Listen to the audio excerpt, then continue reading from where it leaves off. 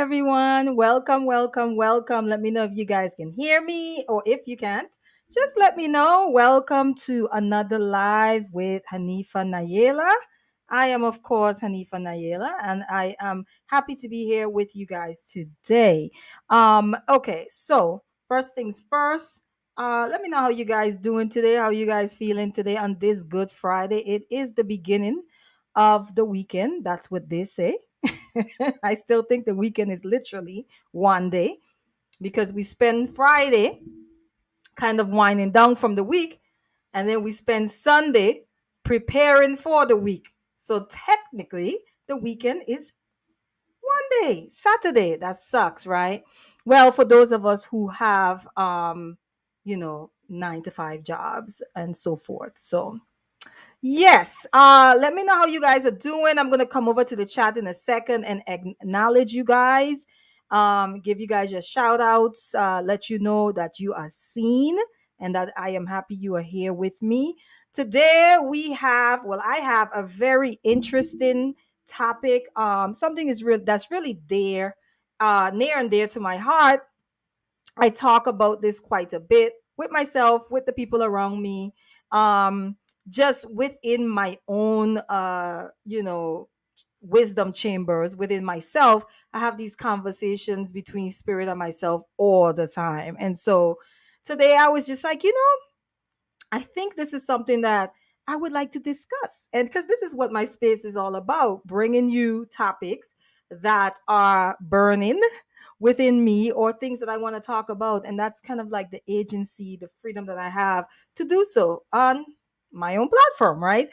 So let me shout you guys out. First thing first, let me just let you guys know that at the bottom of the screen, you're going to see, if you want to follow me on Instagram, you can do so at the real Hanifa Nayela. That is my handle on Instagram. If you are loving what you are hearing, we kind of have that call and response thing with us as black people. So if you hear something that you like and you're feeling generous and you're like, you know what, I need to put an offering in the offering dish for this sister, feel free. You will see my cash app at the bottom of the screen as well. It is the $ Hanifa Nayela. No pressure. Definitely of your own free will. Okay. And so let me see how my people are doing today because I saw some people come in. All right. Always here first, always in the front of the line. Hey, Enya. Enya, welcome. Thank you for coming through, sis, as usual. She says, hey, hon, looking forward to this conversation. So am I, Enya. So am I. All right. So who do we have here? My sister. She's always checking in, guys. I really appreciate you, Taki. Thank you so much. Um, for always being here and tuning in. Thank you so much, sis. And then we have Ashan. Ashan said, I'll be in and out. Have a great stream. Oh, we will have a great stream, Ashan. But thank you for your support, your consistent support, Ashan, and always showing up and always supporting. Even when you can't be here like for the whole stream. I really appreciate your support. Okay, Cherokee Rose, she says, peace and power. Peace and power to you too, sis. Peace and power to you too. Thank you for being here. Thank you for tuning in. I hope that you are able to join in on the conversation. I will be opening the lines up today. Again, is Open Line Friday. I forgot to mention that in the beginning, where I post the link in the chat. And if you about that life, if you are about that life, and you don't mind coming up and having a conversation with me, I am definitely open to it. All are welcome as long as it is focused on the topic. I am fine with that.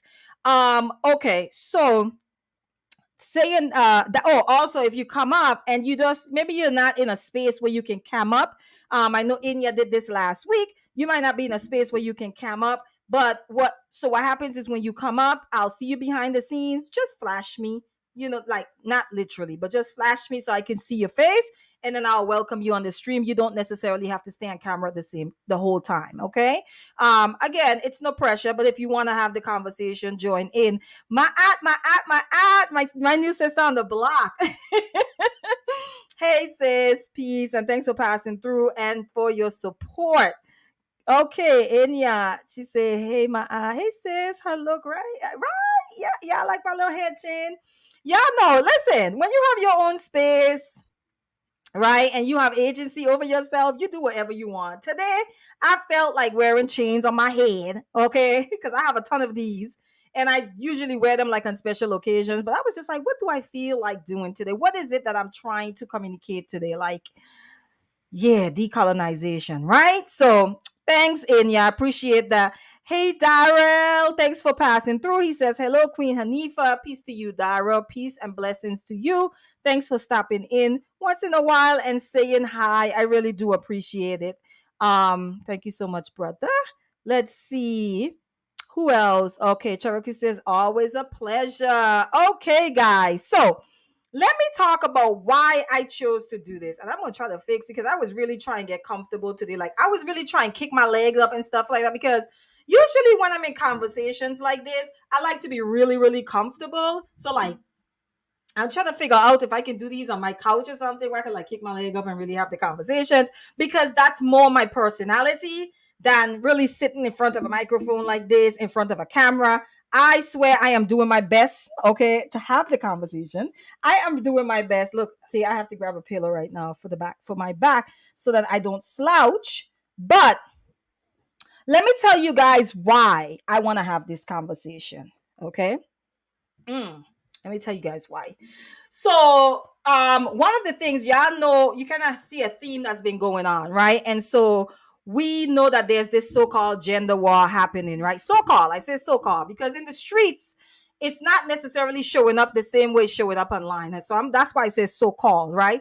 But it doesn't mean that it's not happening. It doesn't mean that what's happening on social media is not creating sort of a silent war in our realities, right? And when I say that, I mean that there are minds being shaped, right, on both ends. So there are young women who are tuning in and they're hearing certain conversations and their minds are being shaped, right, towards a certain end. And then there are young boys as well, young men who are tuning into certain, frequencies, I like to call them, on social media, and their minds are also being, shaped as well. So, yes, the war might not look the same in reality, but I think that it is taking root in a very silent, kind of way, like a very like insidious type of way, right? So I wanted to talk about this because one of the things that I'm realizing with Black people, the Black collective, those of us who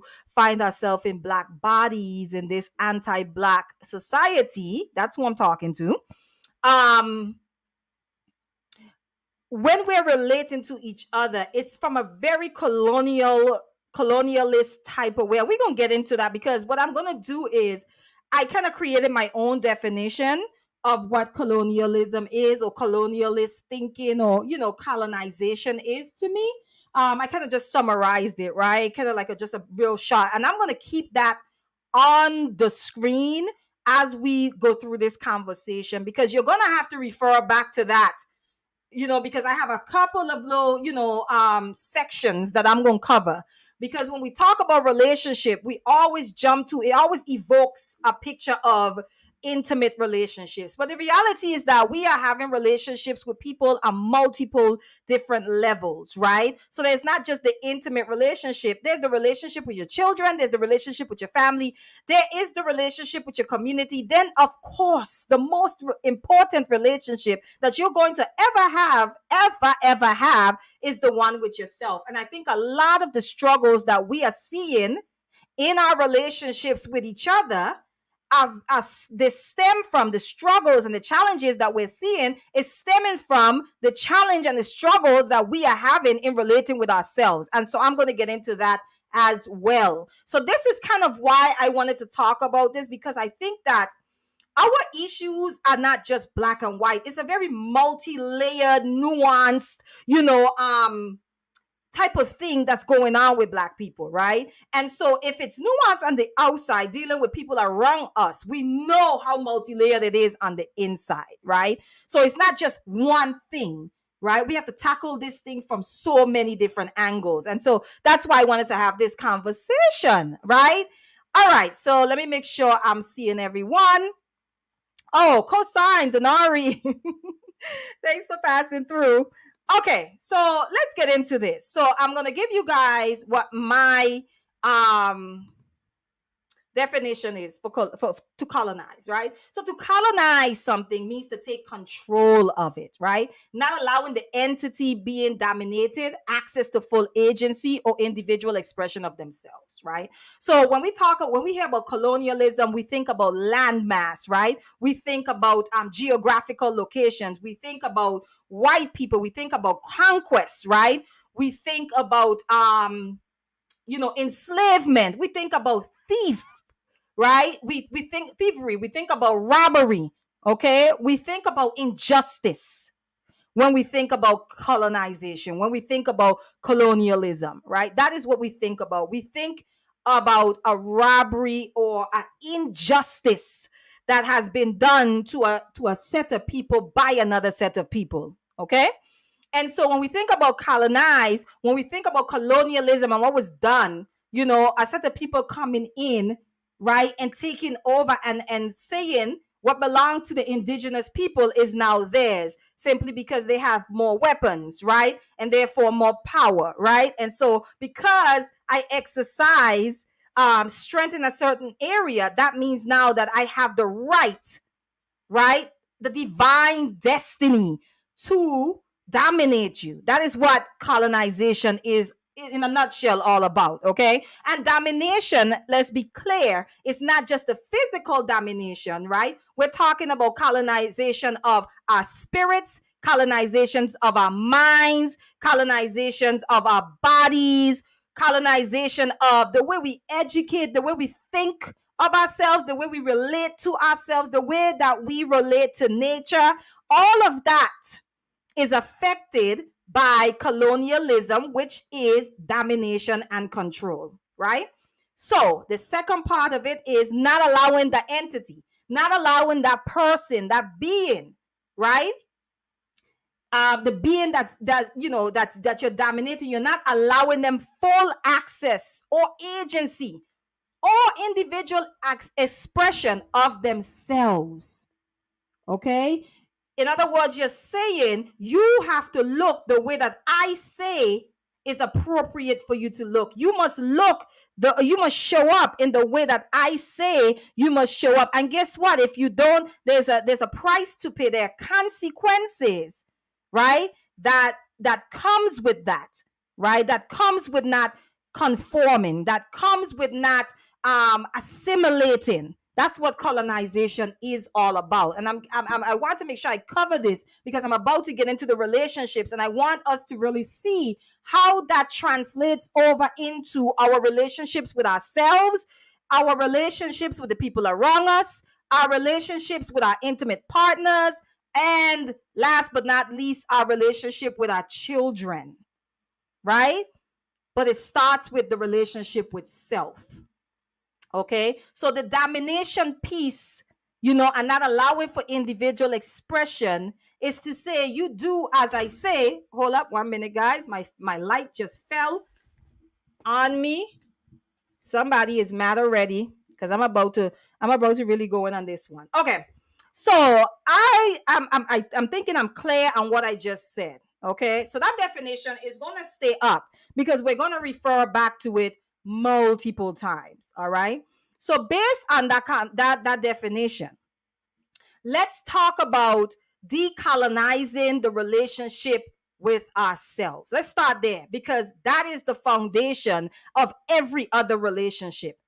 If you cannot love yourself, you cannot love anyone else properly, right? If you cannot accept everything about yourself, you cannot accept people in their fullness. If you cannot accept the dualities, the polarities, right? The nuances in yourself, then you cannot accept it in anyone else. If you judge it in yourself, then you judge it in other people. You kind of get the picture, right? We see how that works. And so let's start with the relationship with self and how we need to work on decolonizing that relationship. Okay? The first thing that I would point out in our relationship with ourselves that let me know that there's a decolonization process that needs to happen in our relationship with self is this idea, right? That we can only be one thing. That we can only be one thing. Y'all ever hear people say, wow, beauty and brains? Y'all ever hear that? Like, oh my God, that is such a shock. That combination is not, that's a lie, right? But we have this idea of if you're really, really pretty, then you can't be really, really smart. And if you're really, really smart, then you can't be really, really pretty, right? We have this idea that it has to be one or the other. Okay, so this idea that we have all of these compartments, all of these different expressions, right, of ourselves. We have all of them. And colonization of self or the relationship with ourselves tells us that we have to choose one of them. One of them. So what happens to all the other parts of ourselves, right? If we are forced into or coerced into just choosing one aspect of ourselves. Oh, I can only be this. Or I can only show up this way. Not realizing that you have all of these different elements, fire, water, air, like you have earth. All of the different elements exist in you, right? For when you face certain situations. But let's say you have all the elements in you, but you're in an environment that says only the water element is allowed, right? What happens to the fire? What happens to the earth? What happens to the air? What happens to those other elements? We have to suppress them. And if you have to suppress parts of yourself, then you are not showing up in your full authentic self. You are not showing up in your truth. You are not showing up in your fullness, right? So now what are we doing? We are splitting the person. That is colonization.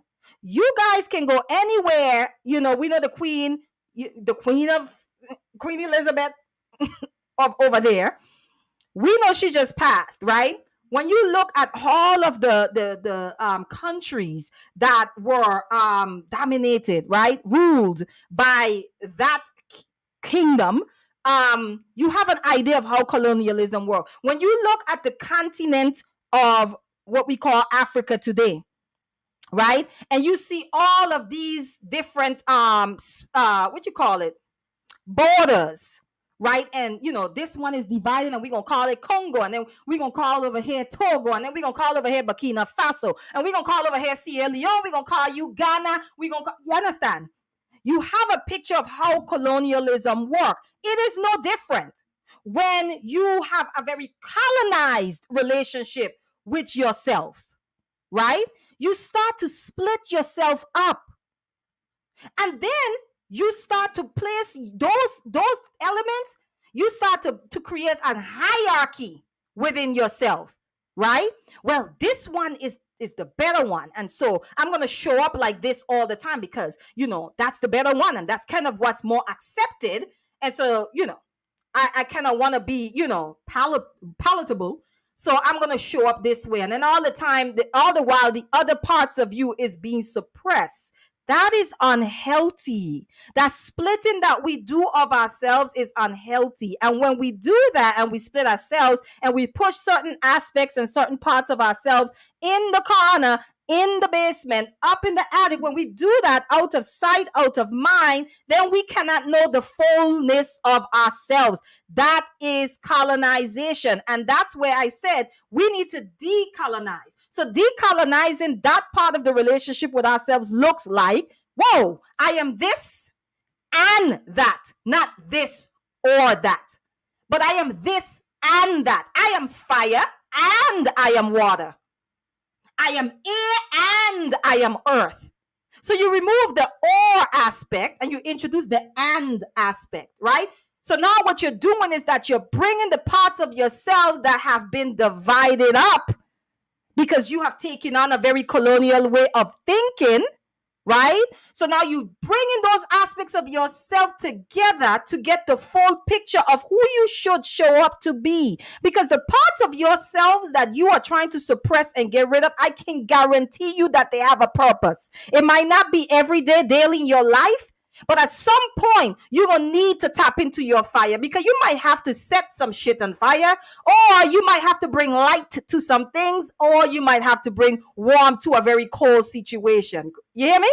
So the parts of yourself that you think is bad because society says that this is a water society and therefore you must show up in your water element all the time, you are going to come in contact with things that require water, and you're going to tap into your fire in it and cause more. You're going to tap into your fire for it to face that thing and create more damage than good. Are you guys understanding what I'm saying? So that's what it means to decolonize your relationship with yourself. This idea of you having to split yourself, and you cannot be multiple things at one time. You have to dismantle that way of thinking, because it is a lie, right? It's really about learning how to manage that. Yes, I am happy and I am also angry, right? Because there is a time and place for both of those expressions. Okay? For both of those expressions. So the splitting up of ourselves is the bringing back together of ourselves in relationship to ourselves is one way that we can decolonize our relationship with ourselves. Okay? Then there's also the lack of authenticity.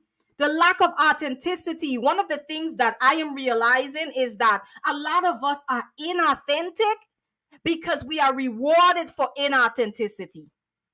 Inauthenticity, going along to get along, not showing up as yourself, is rewarded in this society, right? The circle, trying to fit into the square, the circle is rewarded, even though it is damaging itself by trying to become a square. This is why I don't care about the harm that's being done, but you're going to be awarded, you're going to be rewarded for simply trying to become what you were never born to be. So once I gathered that, I'm like, this is where a lot of people are having a hard time showing up as themselves. And then shit happens and shit hits the fan. And then all of these other aspects of themselves start to come out, and you're like, whoa, whoa, whoa.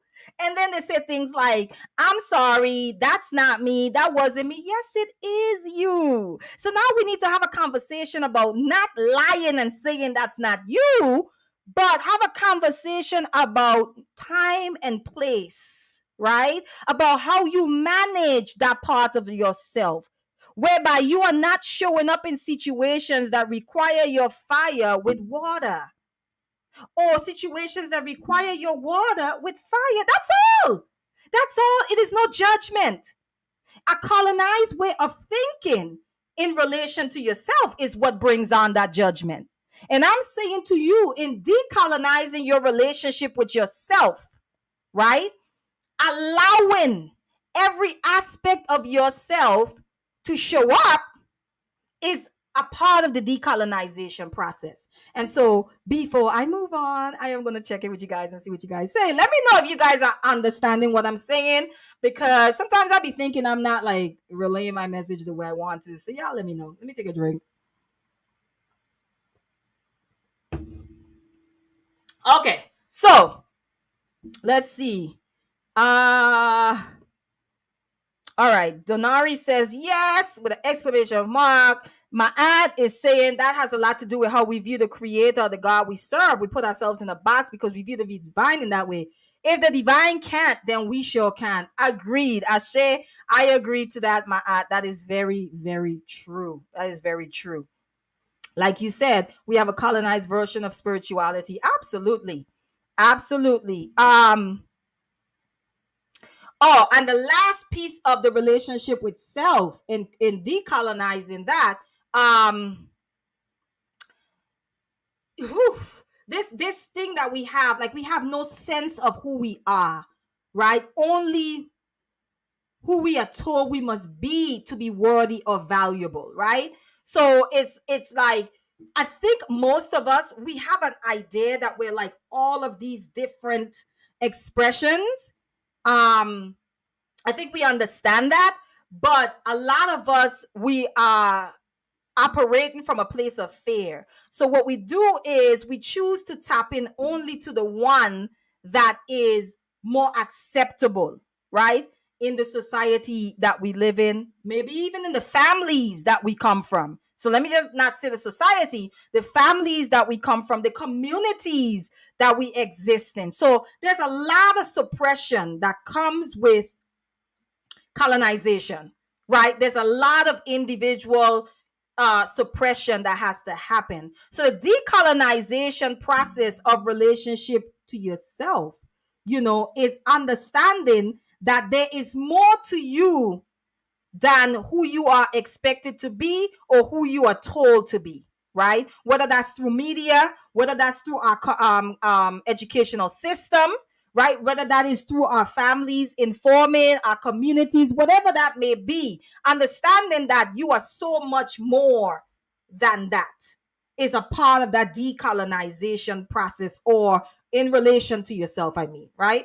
Okay, so that's one part. I see someone says something here. Let's get into this. Cherokee says decolonization is a daily practice and takes work. I agree. It is a daily practice. And I think the first step in that is really being aware, or becoming aware, that you have a very colonized relationship with your environment, even with nature, even with the people around you, with your children, with yourself. I think that's the first step. But you're right, it is a daily practice, because I know that even me, when I find out that I have some residual stuff, like, I literally have to sit and process this. Like, why do you think like that? Why do you think that these two things are separate, right? Where do you get that from, right? And who benefits from you thinking that way? What is there to gain by you embracing that way of thinking? Is it hurting you and benefiting someone else in the process, right? And so I have to go through all of that. And so I still have things that come up, and I'm like, dad, I say, even like some of my ideas or thinking around like men, my expectations and so forth about men, right? Even about women, about parenting, about friendship. Like, it goes on and on and on. So I agree with you. It is a daily practice. I know it's definitely a part of my daily practice in, when those things come up, checking them, not even checking them, addressing them, right? So we just went over briefly relationship with self, right? Now, the other one I'm going to get into is our intimate relationship. So we're going to linger here probably for a little bit, not too long, but a little bit. But our intimate relationships, how do we know we need to decolonize our intimate relationships, and what does that look like? Okay, let's start with the idea of ownership. Anyone that knows me knows I'm big on this. Okay? You own no one. And this is going to trickle over into parenting too, because I'm going to get to that. You own no one. I am married and I do not own my husband, nor does he own me. You own no one. Can we just let that sit with us for a minute? Because colonization, if you read it, it's about what? Control. It's about the need to own. It's about the need to possess, right? So in our intimate relationships, how do we decolonize that? The first step is accepting you don't own anyone.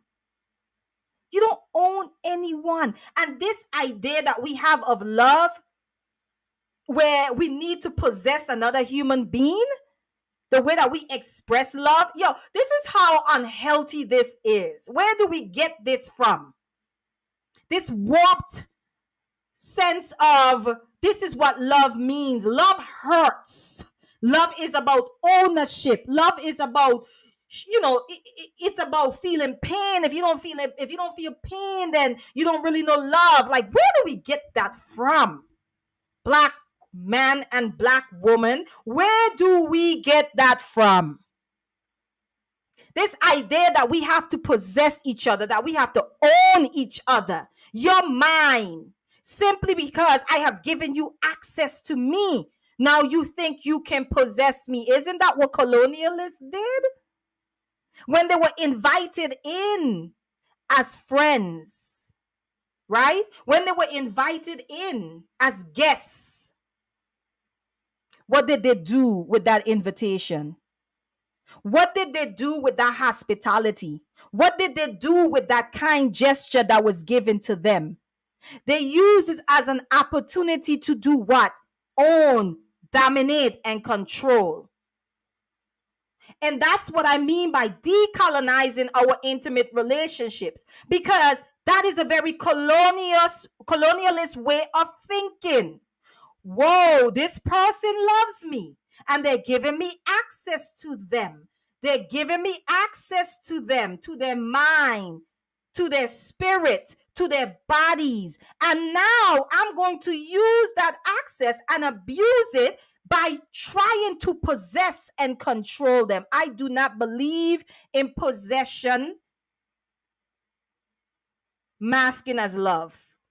I don't believe in that. I don't subscribe to it. I don't advocate for it. None of that. You do not own another human being. When you connect and you are coupled with someone, there is an agreement of loyalty and respect, mutual respect to each other. Okay? Because we have this idea that if I don't control this person, then they're going to hurt me. If I don't possess this person, right, then they are going to leave me. Right? So the fear of being alone kicks in. But that is not genuine, pure love. That's a very colonial approach to love and intimacy. So the need to own another person is an area that we have to decolonize ourselves within our intimate relationship. They need to control, they need to dominate, they need to own, they need to possess. You're mine now. We go together. So now that's mine. That you can't talk to nobody else. Wait, let me do you one better. Let me do you one better. Not only can't you talk to someone else, you can't love anyone else. You are not allowed to love another person because you love me. That's crazy, y'all. That is crazy. That is that is crazy. You are not allowed to love another woman or another man because you love me. So therefore, your love belongs only to me, and yet it is a free gift given. How do you do that? How do we do that to each other? Something given to you freely as love, and you find a freaking way to possess it, to control it, to own it. Where does that come from? So when we're talking about decolonizing, that is one area that we need to work on. You don't own anyone simply because they choose to love you. And this is why we have a hard time letting each other go and letting things go. That's why we have a hard time. How dare you decide that this ain't working? You know what I'm about to do now? I'm about to make your life miserable. I'm about to key your car. I'm about to burn your clothes. I'm about to bleach them. I might throw paint on your car. In fact, I'm about to use the court system against you. I'm about to keep you away from your child or children. Okay, I'm about to alienate you. I'm about to do all of these things. I'm about to find every weapon that I can to fight you, because now I am hurt because I was under the impression that I owned you. That is one area I know for myself. That I had to kind of like decolonize, because that is not healthy. That's not how you love in a healthy way. So yes, another area would be decolonizing our intimate relationships. how we relate to the other person that we are in an intimate relationship with. The idea that now, because I own you, I possess your body also, and you are to give me your body whenever I want it. And if you do not give me your body when I want it, you are in violation. In fact, you are outside of the divine order, right? Because God said, even our concept of God needs to be decolonized. Even that, even that. Because I'm just going to go ahead and say it. The way the picture they paint of God in the scriptures, and I used to be a Christian, so y'all don't come for me. But the picture that they painted in that Old Testament, let me tell y'all something. God was a straight up terrorist. I mean, yeah. So I don't know. Sometimes when I think about, I'm like, is this, you know what I'm saying? Is this man's creation of God? So even our concept and how we understand and how we perceive or how we experience God, God needs to be decolonized as well, and which then affects every other area of our lives. Okay, but we're talking about relationships, so we could talk about our relationships, our spiritual relationship, our relationship with the divine needs to be decolonized as well. But I am not talking about that today. The other relationship, and these are all connected, would be the relationships that we have with our children. How many times have you guys heard someone say, molding, the word molding, right? And so we have children, and we really believe that our jobs is to turn children into mini us. And we don't understand that children are sent here, all of us, in fact, because we were once children, sent here with our own assignments, right? So this idea that we have to dominate and own and control our children is a very colonialist way of thinking in our parenting. This is how this trickles over into our parenting. You are mine. You are mine. You belong to me. You do as I say. Okay? I control you. I mold you into what I think you should be. And still, that child comes here with an assignment. And I think that a part of the decolonizing our relationship with our children, I think we really have to understand the relationship between parent child. Where do we get that from? This need to control. Talk when I say you can talk. Don't inconvenience me. Shut up when I say to shut up. Sit down when I say to sit down. Right? They become our subordinates, right? That's really how we treat children. Right? And that is why we have to decolonize our relationship with our children. You are not here to make mini yous and mold your children into yourself. You are not here to control them. You are here to guide them. And the guidance that you're giving them is this. If you are 40 years old and you have a child, okay, you have 40 years of experience in this realm. So you know things that child is going to know in order to navigate this realm. This is a chair. In this realm, we call this a chair. The child said chair. In this realm, we call this a cup. Cup. These are the alphabets, A, B, C, D. These are the numbers, 1, 2, 3 in this realm. A, B, C, 1, 2, 3. That is your job, is to guide and teach, not to control.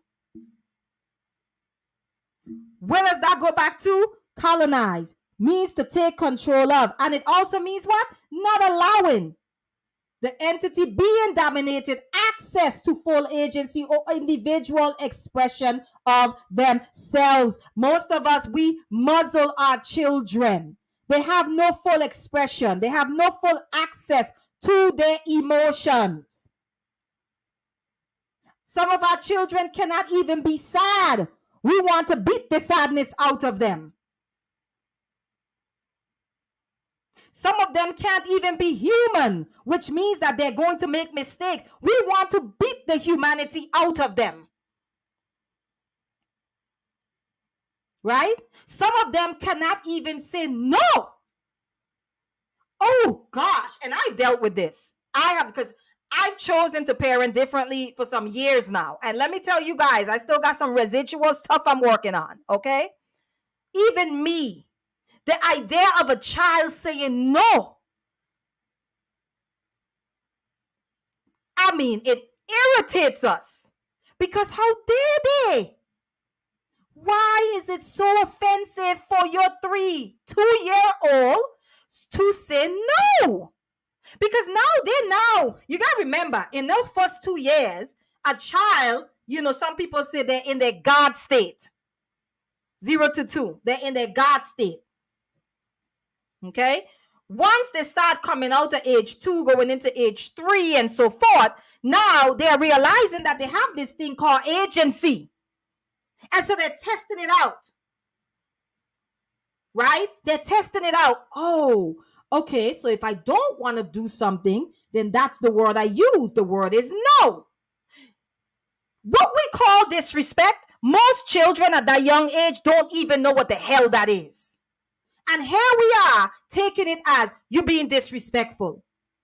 What we define as rudeness, for the most part, because rudeness varies from culture to culture, right? Rudeness varies from culture to culture. So what that culture defines as rudeness, that child is literally just coming into this realm and have no clue about rudeness. And here you are labeling them rude because they said no.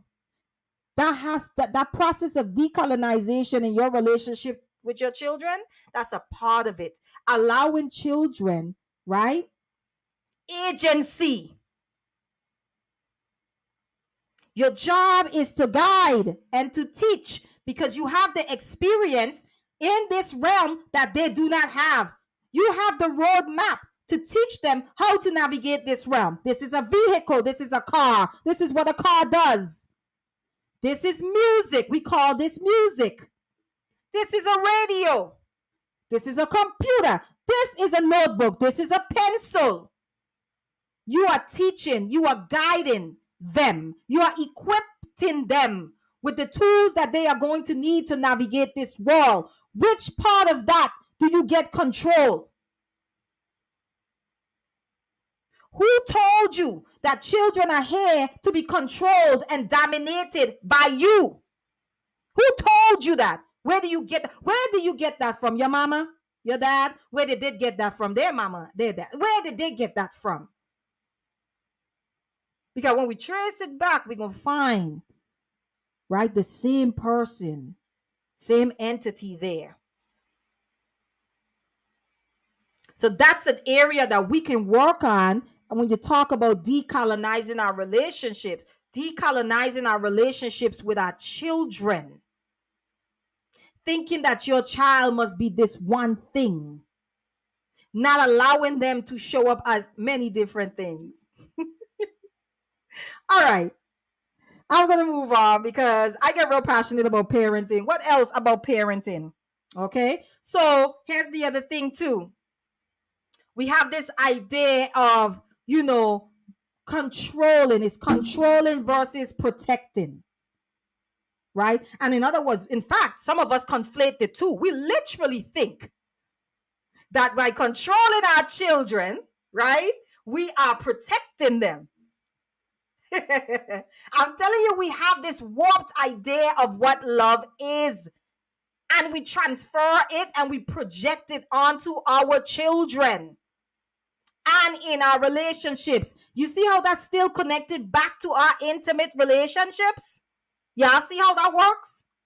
Because I love you, and therefore I must control you. That is how we treat our children too, the same way we treat each other in intimate relationships. Okay? Because I'm telling you guys right now, when it comes to parenting, when it comes to parenting, there's a lot of things that we have been misled to think has to happen in order for our children to grow up well-rounded, productive individual. And by the way, most of the time when we're talking about productive, we are talking, right, within the context of this society, a society that has no care or no love for our children in their little black bodies.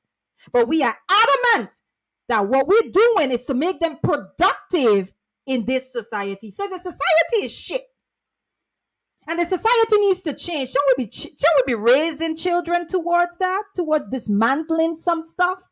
But no, we are raising them towards assimilating into some stuff, right? And so when we talk about productive citizens, right, we are talking about assimilationists. We are talking about our children assimilating into the society without setting off any warnings, any flares, right? Existing under the radar. That's how we grew. So we're saying, I am going to do this to you so that no one else does it to you. Again, control, right? Control in hopes that I get what?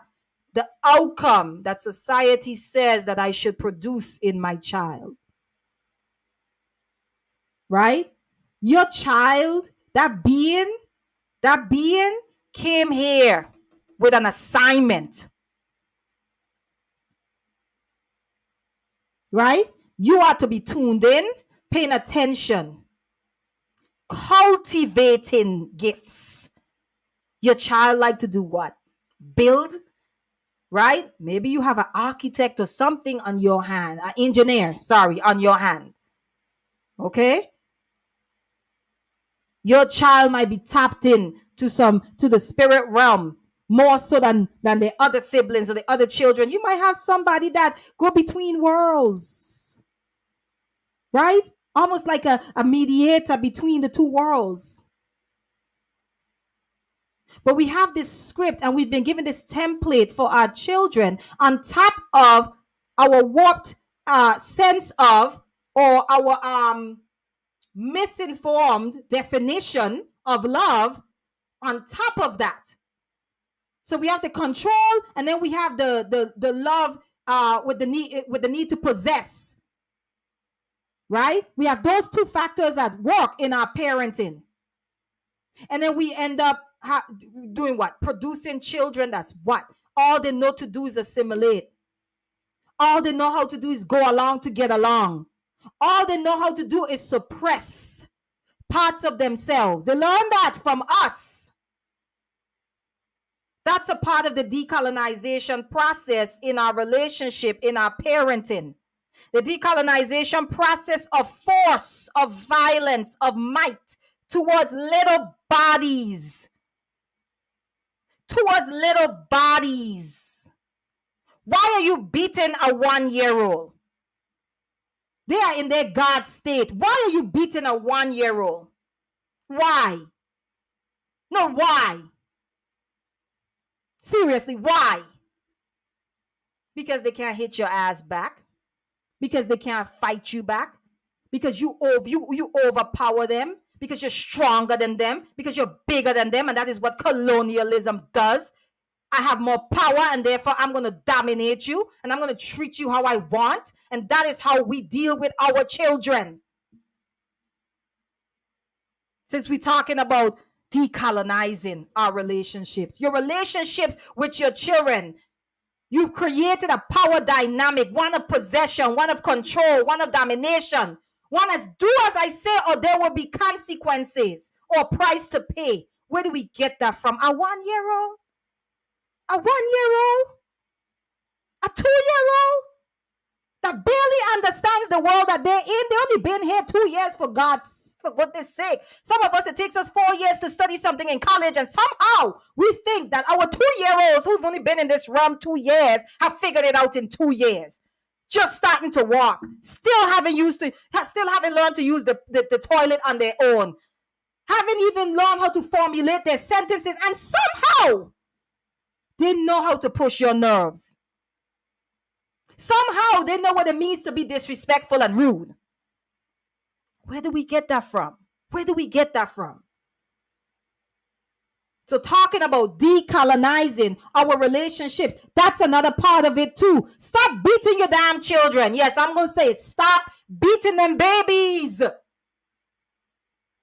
Stop beating them. Where do you get that from? Okay, they knock something off the table. And now I know my accent coming in strong now, guys. Bear with me here. Okay?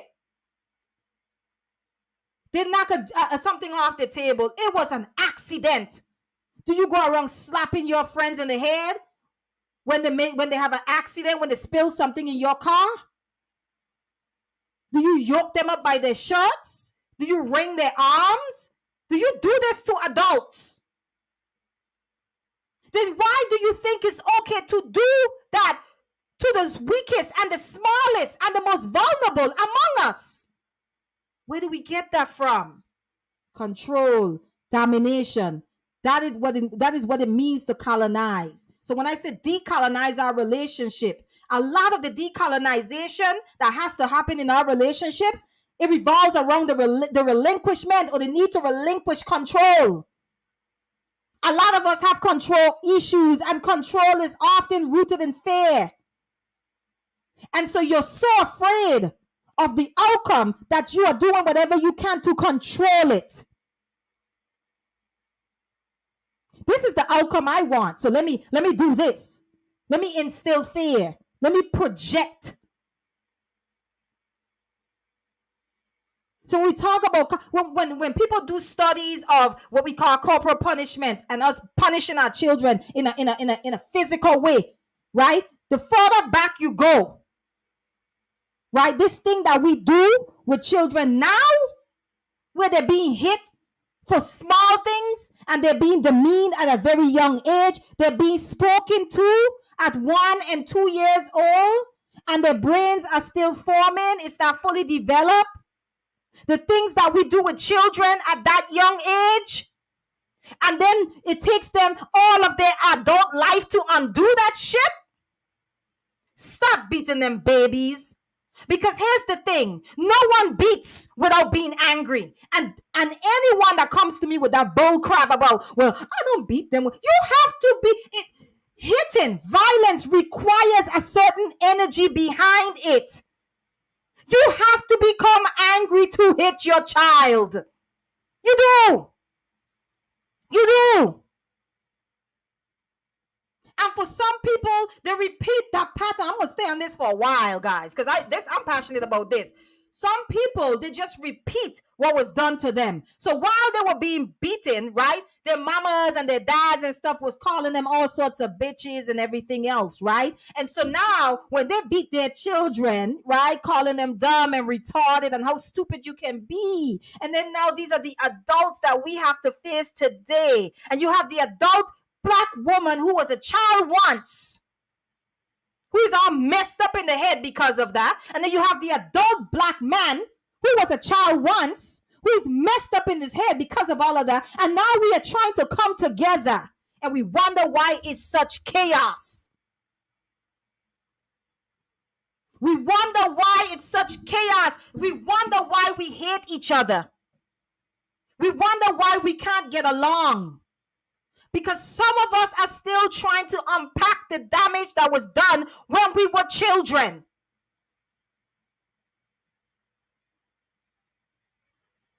I'm gonna breathe, y'all. I'm gonna breathe. Okay, Mel says, listen.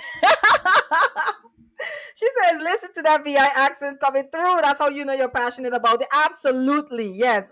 After a while, I just be like, bump code switching. It goes out the window real fast. You know what I'm saying? I don't even apologize for it. Agreed. My aunt is agreeing. Yes, healing is crucial. Yes. And my aunt says, and have the nerve to say that these beatings made them a better person. And by the way, when people say that, I get it, because here's the thing. They have no other point of reference. So their idea is that well, I'm glad you brought that up. Okay. Their idea is that they have no, it's one reality that they have. Okay. And so what happens to us is we say, well, I became a doctor. I pursued my goals. I accomplished the things that I needed to accomplish. So therefore, those beatings were necessary. It kept me out of trouble. It kept me out of trouble. Okay? I got it. I know exactly what they're saying when they say that. What's really happening is they have no other point of reference. So the idea is that, well, you got beat when you got in trouble, right? And so now, to avoid being whooped again, right? Some of us didn't avoid trouble. Some of us just avoid getting caught being in trouble. There's a lot of us that did that. And then some of us actually stayed away from that thing. Okay? But you have no point of reference. I do. And I'm going to tell you all right now. I have a 10-year-old son who I do not have to beat. Who I do not have to beat.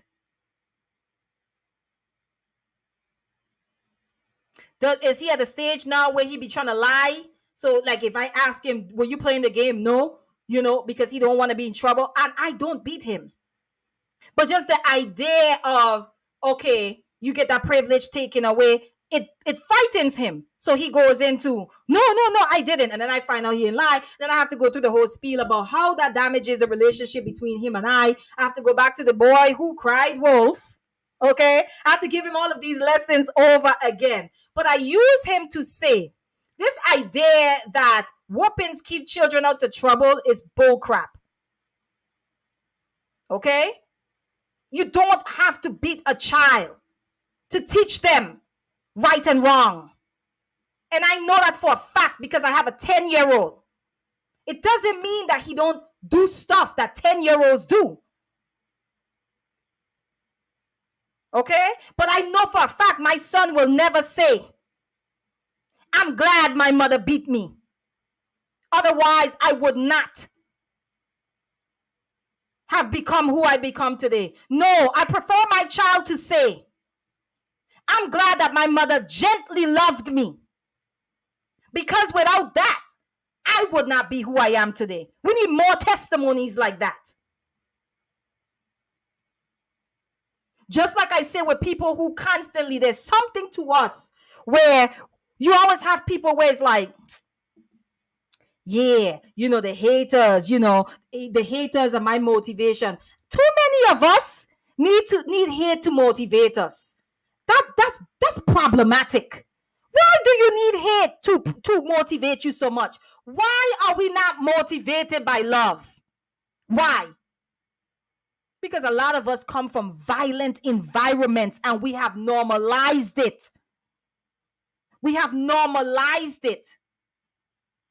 And so it has become culture. It has become a part of who we are, right? And so we celebrate it.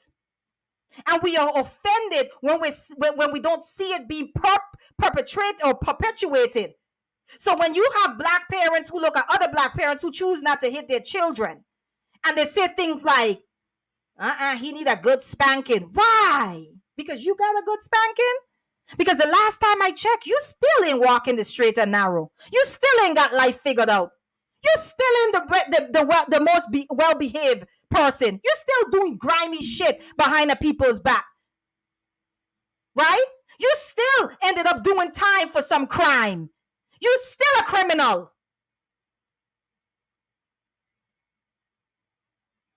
And you were whooped with tree branches and ropes and sticks. So what are we really saying? I'm talking about decolonizing our relationships, and that's the relationship with our children. Okay?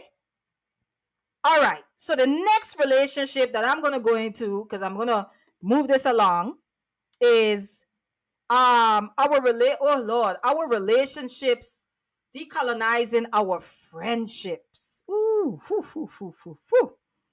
decolonizing our friendships, decolonizing our friendships, right? Approaching friendships in a more relational way versus transactional. Hmm? In a more relationship way versus transactional. I am here to give and to receive versus I am here only for what you can give. And if you cannot give, then you become discardable to me. Decolonizing our friendships, where we see each other as an expansion versus competition, where we learn to celebrate each other's victories, each other's accomplishments, and that recognizing that my sisters come up, right, doesn't mean that I'm less than. Approaching each other in love, building with each other versus fighting each other, speaking life into each other versus talking behind each other's backs.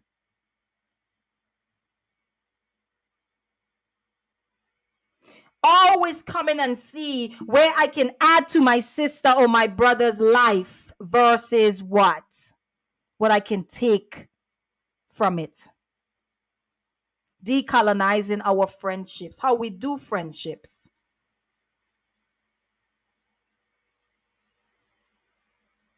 Now we're treating friendships like we are approaching friendships now like networking opportunities. Ain't nobody trying to build no relationship now. Everybody trying to network.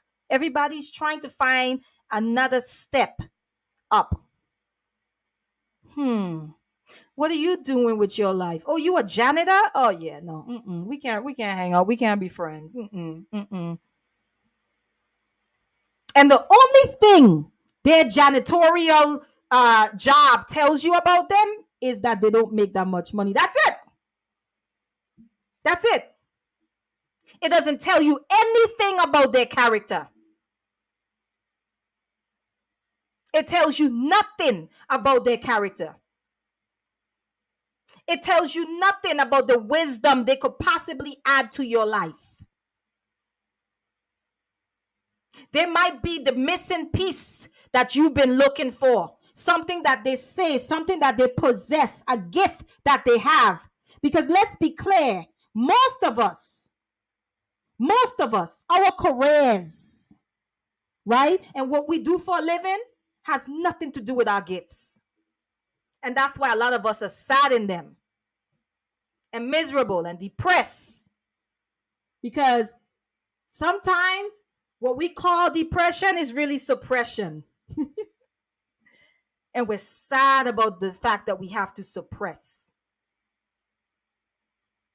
What a person does for a living is not always a direct reflection of their gifts that they come bearing.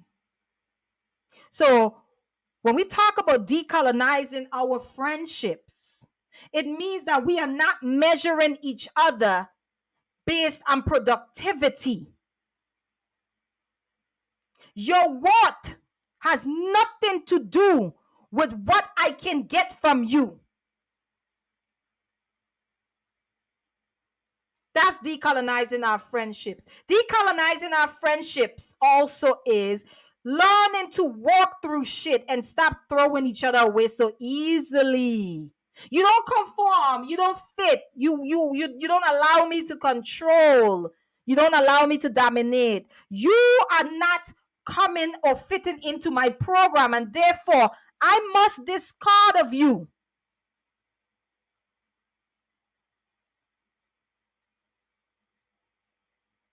Yeah. I see somebody here. D'Souza. She said, please join this Fight Club and spread your message. Oh my. I've been over to Fight Club. My Lord, I cannot. They're brutal over there. I listen in sometimes. She's saying hi to Darrow. Mel says that's because the beatings are or anticipation of them caused fear in our ass. Absolutely. Absolutely. Absolutely. So Denari said it was the belt for me. Me too. Me too. I have a bruise on my leg. Shout out to my mother. I love her to death. Okay. But I have a bruise on my leg right now from a whooping that I got. And I got that whooping because Milo behind was in the arch talking to some dude. And my mom found out. And the next day she whooped my behind and sent me to the beach. Do you guys know what salt water does to a wound? And it was an open cut. Now, did that stop me from talking to boys? No. No, it did not. No, didn't. So now I have a scar on my body, but the behavior at the time was never corrected. It wasn't corrected. So all right. So Cherokee says so many people are caught up in the physical package and miss the message because of what the person looks like. Absolutely. Absolutely. We're building relationships in a very transactional way, right? Based on what you got for me. What can you do for me?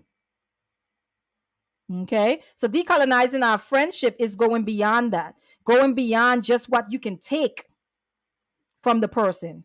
Okay. And let me see what else I have here for the friendships. Yes. And then the last one, and I'm going to put the link down in the box for anyone that wants to come up because I'm going to go to my last section on this. Let me see. Copy. All right. All right, I'm going to drop the link. If anyone wants to come up and talk the things with me, talk the business with me, feel free. I am open to all. All are welcome. All lines of thinking, all opinions. Please feel free to come up. I'm usually happy to see a face or two.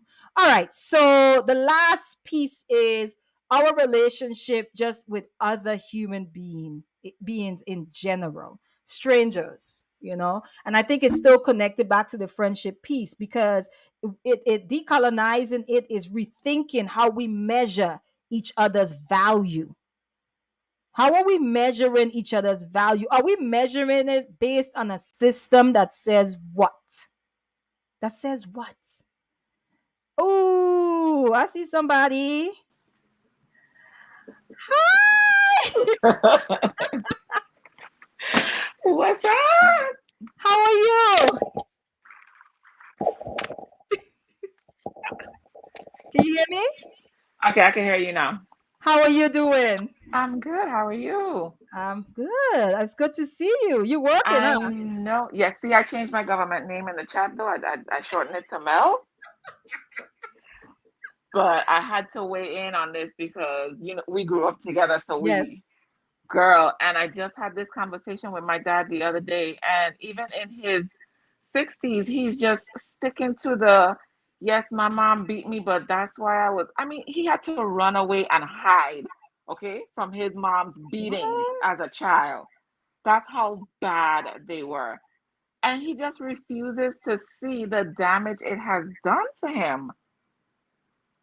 Yeah. My dad has 4 kids, and I'm the only one that speaks to him. Oh, wow. You think it's because of that? It's it's because he is set in the mindset that yes, my mom did it this way. It may have not been the right way, Mhm. but it worked for me. And he refuses to see that it's not working for your children. Mhm. And they don't want that for their children. Mhm. So now they're Mhm. keeping your grandchildren away from you and they're not even having a relationship with you. Hmm. You know something where you just said one of the things too, even in like decolonizing our relationships with ourselves, is allowing for multiple things to be true at the same time. In other words, I can love my mother, but I can also acknowledge that she's done some harm as well. You get what I'm saying? And I think Right, a lot of us struggle with that nuance. It's like, no, these two things can't be true at the same time. It has to be right, either or. And I think with a lot, especially our parents and maybe, their parents before them, or even some of us that come from our generation, I think what we struggle with is there's a loyalty piece that we are not trying to go against. So we think Mhm. if we acknowledge certain things, then it automatically eliminates or disqualify other things. In other words, if we acknowledge that yes, this harmed me and I'm trying to undo that damage as an adult, right? We think now that disqualifies all the other great things that we can acknowledge about our parents. Do you get what I'm saying? Right. So Right. there's that Right. there's that dichotomy, there's that struggle there that happens. So he probably feels like that, like if I acknowledge that, then I can acknowledge this. And that's not true. Like multiple things can be true at the same time. Yeah. You know what I'm saying? But what you wanted to say to the topic? Girl, that's, listen, I don't have much time. I'm running. I'm hiding to do this, but I had to tune in because I have two kids. Yeah. They're 18 years apart, and I parented different with my daughter, and I had to learn that it's okay to apologize to your kids, right? Especially when you did not know better. Like something she says all the time is, "Oh, David is going to be spoiled, or David is not going to endure what I endured," and David is not because I didn't know better then. But Mm. I just wanted to say that it's okay to apologize to our kids when we did not get it right and when we did not know better. Mm-hmm. Mm-hmm. And your So, younger child is gonna have a different version of you because you've yep. learned so much. I heard someone that said their parent had them as a teen mom, and so they grew with their parent, and now their parent have like he has a young brother, and he said he has to watch his mother give that brother affection that he never got. Hmm. You know what I'm saying? And treatment that he never got, and patience that he never got. Like that's a real thing that's happening in households where there's a age gap between the children. You know what I'm saying? Hmm. But the truth about it is that we grow. We grow. We're supposed to. We're supposed to. You know what I'm saying? So it's really getting over the guilt of that, because there can be some guilt that comes with that as a parent. Yep, Yeah, you definitely. know what I mean? And it's processing and understanding and saying, listen, I'm gonna go ahead and give myself space to evolve and to grow. Cause that's all it is that you grew. You don't know what you don't know, right? You just don't. And most of us with Exactly. our first children, we are using the tools that we inherited. Hmm. That's it. So yeah, Yep. I'm glad that you came up and you spoke to that. Thank you so much. Well, thank you. Keep doing it, girl. Keep doing it. I You am. guys Thank you be so blessed. much. All right. All right, enjoy your day. Thank you. Okay. Yeah, guys, that's one of my childhood friends. We were like best friends in elementary school. Oh boy, we were definitely tight, tight, tight. So I appreciate her support and her coming up. But the last piece I just wanted to make sure I spoke on before I close out um, is just our relationship with each other. So one of the things that I do understand even about like colonialism is that it was rooted in fear and a very scarcity, not just domination, right? But it's a scarcity mindset. It's a mindset of lack, right? It's a mindset of there isn't enough to go around, right? And so when we deal with each other like that, like strangers or people we don't know that well, people that we are coming in contact with, right? When we approach each other from a mindset of lack, when we do that, what happens is, hey girl, I'm coming. When we come from a place of lack and scarcity, then it becomes a crab in the barrel relationship, right? I can't let you get ahead. I can't applaud you. I can't encourage you because that means that you are getting ahead of me. And now what does that make me, right? So the decolonizing our friendship in that sense or relationships to others is like, you're different. Do you? I can learn something from you. You know what I'm saying? Hey, another childhood friend. The Hi. VI is represented. I didn't Hey even see that. sis. I didn't even see that. I didn't even see. Hi. I just wanted to see myself on camera, but hi, guys. Wait, I Another got somebody else in the back childhood as well. friend. Hey, Mahat. Peace. All right. You Hey, know, Antaras. What you got to add, Mama? um, I just wanted to give a little feedback on the friend piece Sure. because, you know, a lot of times we have friends and we rely on our friends for support. Mhm. Sometimes our friends don't realize how much support they give us.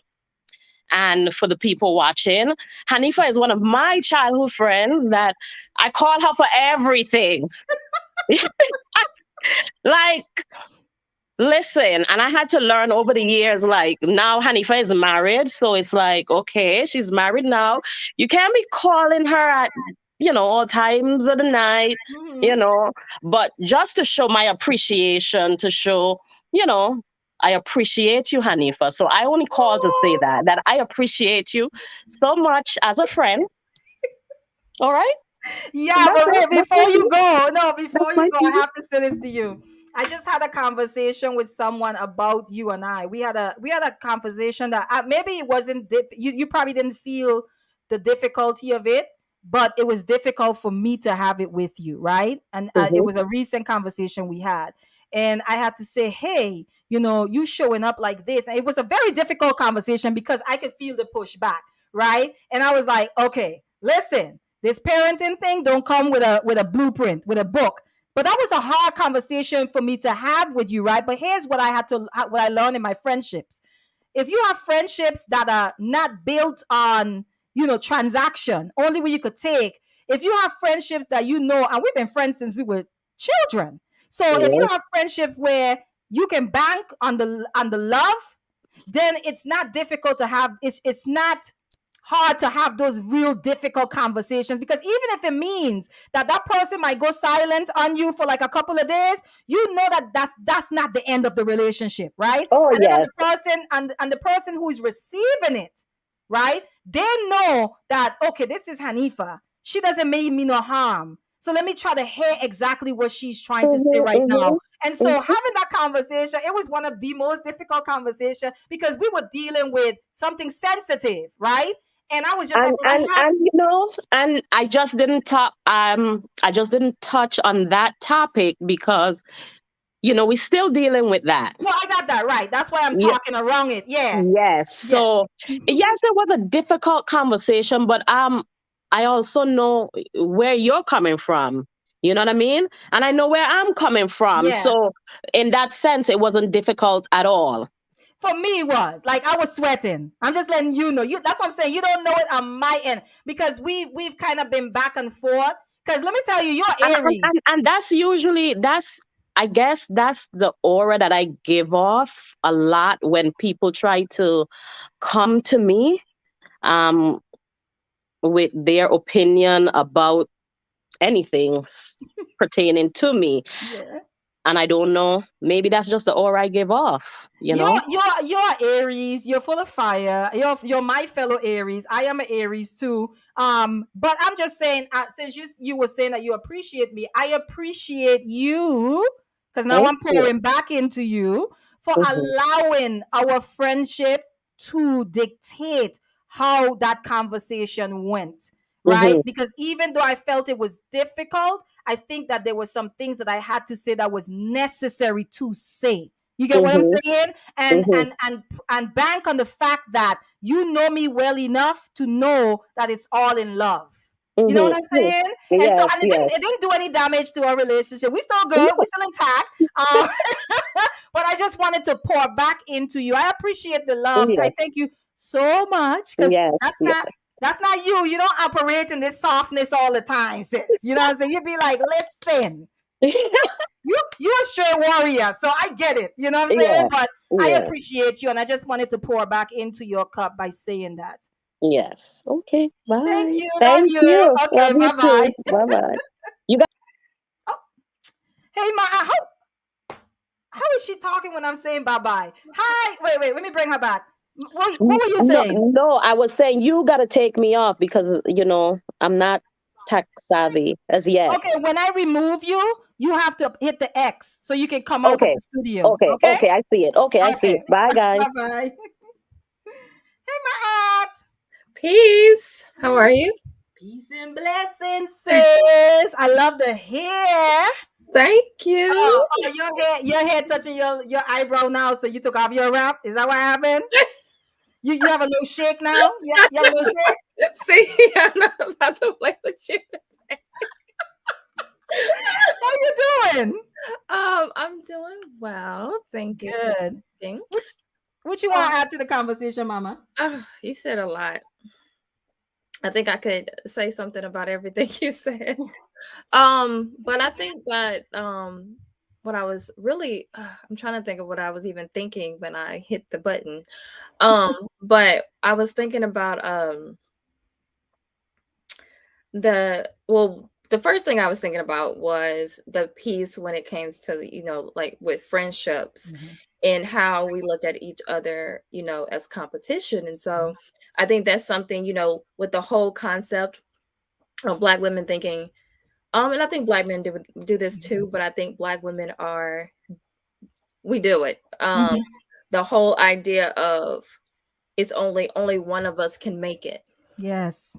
And so, we end up trying to fight for that spot. Mhm. And then that carries on to how we even deal with one another in relationships. Yes. So, then we want this woman is my competition in this battlefield of love, Yes. So Yes. so then we Mhm. say it's only this amount of Black men. So now she's not only my competition in my career, but she's also my competition with me actually getting someone, and so Well, it's only this amount of good Black men. good Black men, right? Mhm. Yep. Mhm. Exactly, good Black men. So, and we have this preconception anyway now that there are really no good Black men. Mhm. And so now we just want the best eligible Black men that can take care of me. So, we Mm. talked about how we approach relationships as a business. Yes. So, it's like, okay, so I don't care if he, I've seen some stuff lately. I Mhm. don't care if he cheats. I don't care about that. I just need to know that he has enough money. Yeah. Like, Yeah. how much money does he have? Can he take me all around the world? It's not, on a very on that level of, can he protect me emotionally, mentally, and spiritually? Mhm. It's just if he can, fund my lifestyle. Mhm. Mhm. And so then we take that into our relationships, into our friendships. And I like what you said about even the way that we approach our friendships. Yeah. Approach our friendships as networking. It's another business deal. Yep. So does this in you know um I appreciate you. I say this all the time about Oh. how you'll hold me accountable, right? And so but a lot of people, when you try to have those conversations about, okay, I need to hold you accountable, I need to say Mhm. certain things to you, Mhm. it gets like, wait a minute, this is just a business deal. You're not supposed to go that deep with me. Correct. Correct. Yep.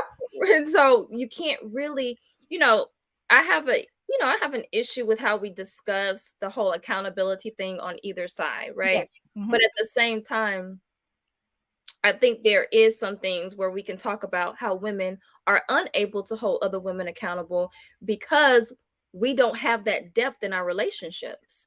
We only treating our relationships just like we're treating our romantic relationships as business deals. We're also treating our friendships as business Mhm. deals.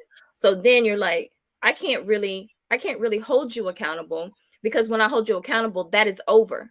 Like, what you bring to the table, you're going to take away from the table. Yeah. Yeah. Yeah. Because now I am being we see it as being invasive, Mm-hmm. because that's like, think about when you go to like a 9 to 5, or you working, or your boss, or your supervisor, or your coworker, whoever that is, you have a work relationship with them, Mm-hmm. right? So there's certain boundaries that you do not cross, Right. right? And so I think in so-called friendships, what we're calling friendships, I think that's how we're approaching friendships now. So there's this fear factor that's there, where it's Mm-hmm. like, okay, I'm not going to hold you accountable, because now what you are providing me is going to be, like you just said, taken away. Right. right? So there could be no true accountability in those type of relationships. There just can't be, because the relationship is based on what you can give me, Mm-hmm. right? Period. That's it. And when I say give me, I'm not even talking about like things like speaking life into a person. We're not even talking on that level. We're talking about like some people are trying to become friends with people because of who that person is connected to, Right, right. right? And so if I am to hold you accountable, then that possible access, that potential access that I can have to certain things through you is now going to be snatched. Mm-hmm. So you know what we're gonna do? We're gonna just toss accountability out the window, and we're just gonna continue this very platonic, shallow ass relationship. Let's Right. just do that, and everybody's happy because the person is not being held accountable. They're just creating chaos and running amok, and they're not being held accountable. And the other person, their access to certain things is not being taken away, so the relationship works. Mm-hmm. You get what I'm trying to say? So wait, let me make sure I shout out these two new people. Taylor Nubia says, peace to you, sis. Thanks for supporting. Thanks for passing through. Red Lipstick Vibe, good evening, sis. Good evening to you. Thank you for always passing through and showing your support. I appreciate it. So yeah, so that's part of why I put up the this particular definition for what it means to colonize, because we have to look for the markings of that in all of Right. our relationships to see if in fact we need to decolonize that relationship. You get what I'm saying? And I can guarantee you, in one way or the other, because none of us have been untouched. You know that. All of us, right, have been affected by this way of thinking, right? By somebody's projected reality onto us, onto our spirits, onto our psyche, right? We've all been affected. So it's really understanding what that looks like and being able to pinpoint it in your own relationships. Right. So you know me, I'm big on the child-parent relationship. It shows up a lot in our relationship with our children as Black people. It shows up a lot. Right? It shows up. The two main relationships I would say we see it heavy is in our intimate relationships and our relationship with our children. Yeah. Heavy. I would. I'm not even Well, going. it's in friendships too, because it's oh no, you can't be friends with her. Oh no, that's my friend. That's my best friend. Like, Oh yes, okay, yes. Thanks for bringing that to the forefront. Yes, the possessiveness, the we have need to own, the need to possess. right. And when Yes. I think about the possession thing, because we are not removed. We've never, in this particular land, on this soil, we've never really been removed from possession or being seen as possession. And so we have a hard time separating ourselves from what we're actually supposed to possess, which, what are we really supposed to possess? Because we're not even really supposed to possess land, so what are we really supposed to be possessing? But the thing is like, when you think of us as a people, that we were possession, and then us as women, we were seen, I'm not going to say women, wives were seen primarily as possession, but they did not have any laws outside of their husbands until the 18th. It was after slavery. And so if a woman got married to a man, that's why I hate the whole word of covering that men use, because that was actually a thing. It was called coverture. So that was where when you might have been a woman who owned some property, but once you got married, it was the man's property, and he could do whatever he wanted with it, because you were under his quote unquote covering. Right. So it's so when we think about these are all concepts that this tells us that we're supposed to be possessed, or we are supposed to be possessing. And then that goes on to our children and how we treated our children, and they started to have laws for children. So it's very hard for us to separate that. And I don't think most of us, if we're not doing the actual work, Yeah, we are not we're being possessive. We're Yeah. possessing all of our relationships. Yeah, all of them. All of them. The I mean, even the those of us who are the children in the relationship. So you're the adult child, if you Yeah. understand what I'm saying. Mm-hmm. Even in those relationships, the possession now also goes upward. Right. The need to possess the parent as well, as Mm-hmm. the parent still feeling the need to possess the child. And Yep. it's funny because it's like, even though we're adults, some parents still don't know how to relinquish that need to control either. Mm-hmm. And I think a lot of the parents become, even like some parents, not all, frustrated because now you can't lay hands the way you used to lay hands, Right.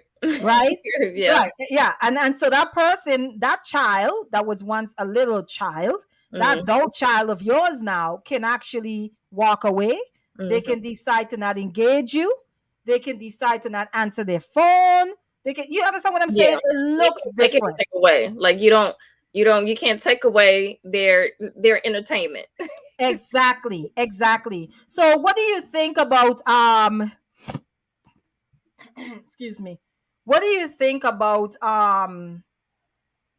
the intimate piece and what I talked about with Mhm. the intimate relationships and decolonizing those relationships?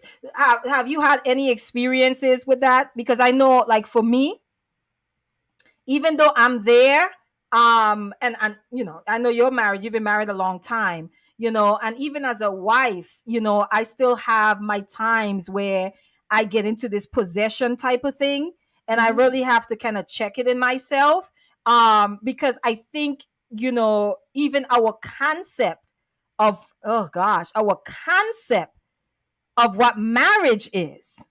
right? This is where you have men that say, yo, we were good. We were vibing. You know what I'm saying? And as soon as we got married, this is why you have people that say that, like, something changed, right? And something did Mhm. change, right?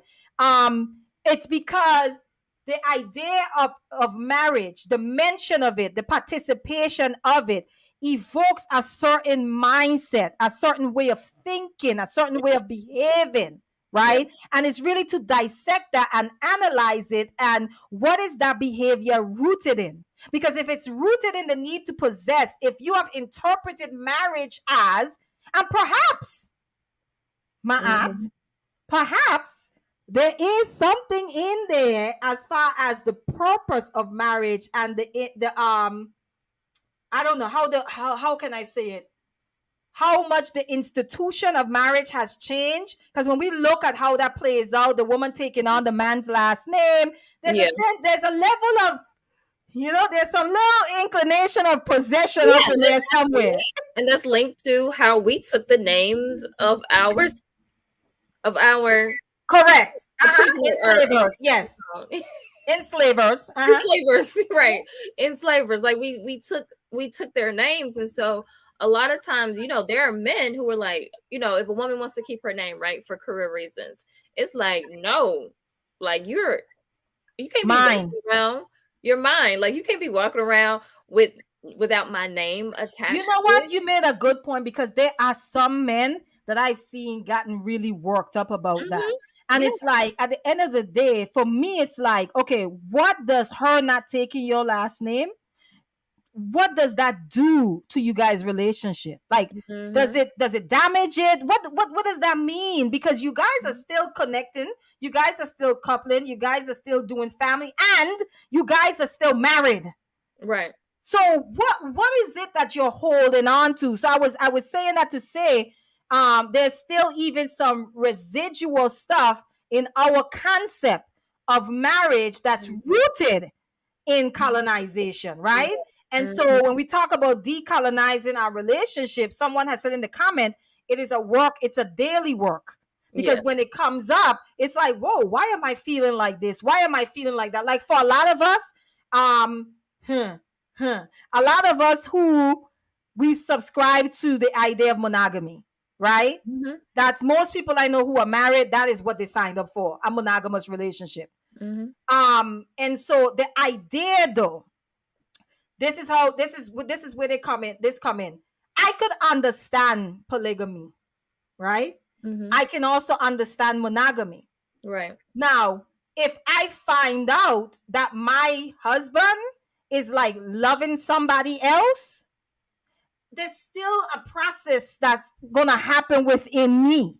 Oh yeah. Even though I'm here saying right here on this platform, do you get what I'm saying? That, but really at the root of it, my Mhm. why is that an issue? Why is that an issue? You love multiple people, don't you? You love your husband, you love your children, you love your friends. And Mhm. then we get into, oh, well, that's a different kind of love. Love is love is love is love. We just choose to express it in different ways, but it's still coming from the same source, which is love, Mm. right? So Mm. my question, and maybe you can speak to this, why are we so bothered, or why do we, and I say we because I'm a part of this we here, Mhm. why does it bother us so much that the person who loves us loves other people? Mm. So yeah, I'm not there. I'm not there yet. Right. No, no, no, I'm asking, why do you think? Why do you think? Oh, I do think there's possession, because I know that for me, I can be possessive. I was way Yes. more possessive in the early Mm-hmm. years of my marriage than I am now, Okay. but I'm not going to say like it has completely gone away. Now, a Yeah. lot of that I think does come from our past experiences, because we are experiencing things from the past, right? So even if let's say you're with your spouse, and they might look at another woman and be like, oh, she's attractive, right? Like, you are deeming that as maybe disrespectful because somebody else who did that to you was like really just gawking and wanted to, like, they were cheating on you, they hurt you, you were in tears every day.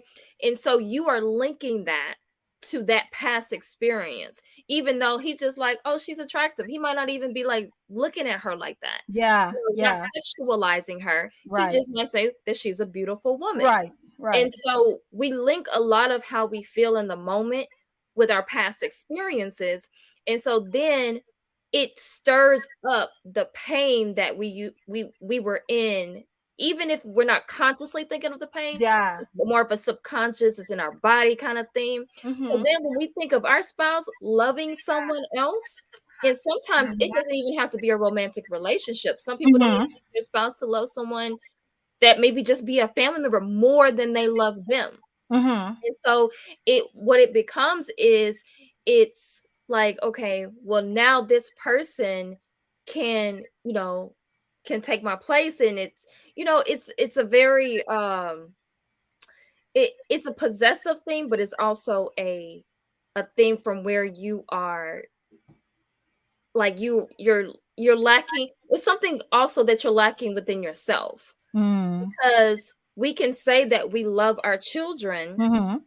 and our spouse, Mm-hmm. but it's hard for us to fathom that even sometimes I think it's hard for us to fathom that our spouse can do the same thing. Because we as women, we're like, oh, we're nurturers. Yeah. We can love other people and keep it, at baseline. Yeah. And it's Yeah. like, if a man does it, like, no, something wrong with that. Yeah. Yeah. I think it's a lot of societal things that are happening, our experience. I think it's a lot of different things that are happening at the same time. Yeah. And then, like, when it comes to like your some because, like I said, I'm not there yet. So, if my husband said, I love this other woman, I'm gonna have issues. But I think also we got to think about even the spiritual connection, because there is a connection that happens when when you're with someone. Okay. And so also we love differently. So a lot of times men can't handle us maybe being with the opposite, like Okay. with the opposite, because we love differently than a man does. A man said, oh, I can go be with someone else, Mm-hmm. and I'm not connected to that woman just like that. It was just purely sexual. But But you see, I'm understanding what you're saying in Mhm. that sense. And again, this is me thinking out loud, y'all. Okay. And I know we kind of segued a little bit, but this is still connected to decolonizing our relationships because um I get what you're saying, my Mm-hmm. aunt, like, because even when you said spiritual connection, I'm Yeah. like, but okay, you can be spiritually connected to many, many, many different things, Mm-hmm. right? Yeah. Many, Mm-hmm. many, many different people, right? Um, I personally just I don't know. Okay, so here's the thing. If you are married into the system, and I call it a system, the institution of monogamy, Mm-hmm. okay, that means that you guys are in agreement. You know, you and I are talking on the phone about the difference between belief and agreement, Right. right? So you come into agreement with someone that, hey, I'm monogamous, you're monogamous, we're monogamous. Okay. Some Mm-hmm. people don't even have that conversation. An assumption is made.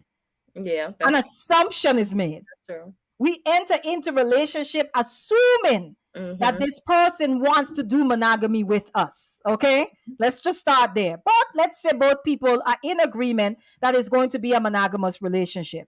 Okay, I am one person, I'm a person that believes if you guys are in agreement with monogamy, then you are to honor that agreement. Right. Do you understand what I'm saying? Now, my issue comes in where you have people who do not even honor their own authenticity, meaning that they're like, maybe men, I'm going to use men here Mm-hmm. because there are women who are like this too, but I'm going to use men here where a man might say, I can't just do one woman, you know what I'm saying, at a time. Like, I just can't, you know what I'm saying? Like, I'm okay. But because of the pressure, because monogamy, the idea of monogamy is a force to be Mm-hmm. reckoned with. It is the society that we live in, right? So I talked about earlier the decolonization process of yourself in feeling that you either have to be this or that. Mm-hmm. You understand what I'm saying? So now that person enter into the space and into the space of the realm of doing relationship, intimate relationships. They feel that, or they know within themselves that they can't, Mm-hmm. monogamy is really their thing, right? But for them to get with you, my aunt, because they like you and they really feeling you, they have to participate in it. Yeah. Do you get what I'm trying to say? So that And you that, some of enter that is into possession too, because I Mhm. don't want you doing the same thing. Correct. And not only that, the possession piece too is that this is the other side of this. Because possession is rooted in control and fear. The other side of it would then be I want to possess you. I want you that badly that I am willing to compromise myself for it. Mm-hmm. That's Mm-hmm. a different kind of control as well. Right. Right. You get what I'm saying? So I'm just saying, like, with the monogamy piece, I'm not saying that two people in an agreement to do monogamy together that they should dishonor that agreement. That's not what I'm saying. I'm Yeah. talking about before we even get there to doing relationships where Mm-hmm. somebody is being honest with themselves, Right. right? And then you have to find people who align with that. And you Mm-hmm. know what? That may mean that my aunt, who you really desire, Mm-hmm. right? That may mean that you might just have to let that one pass.